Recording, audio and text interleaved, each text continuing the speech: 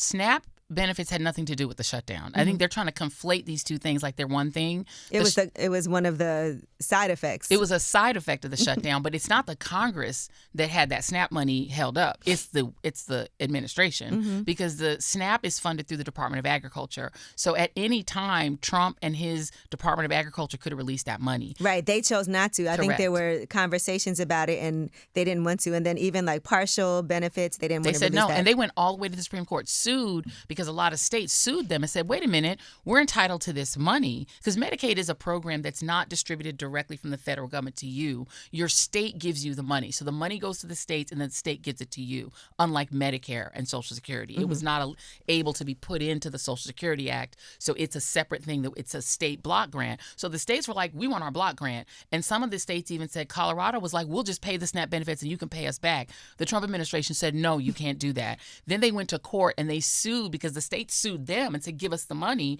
They countersued and went all the way to the Supreme Court, which is a case that's now paused.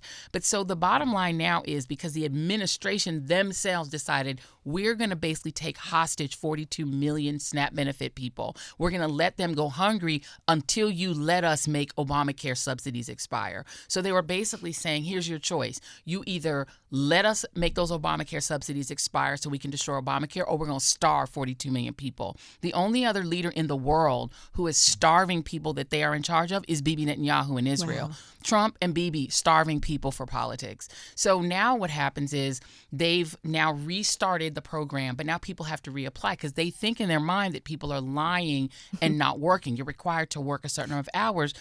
Out of that 42 million people, at least 10 to 15 million are children. So no, they're not working. Yeah, They're not in the mines. Yeah. Like, I know y'all want them in the mines or in the fields. They're not.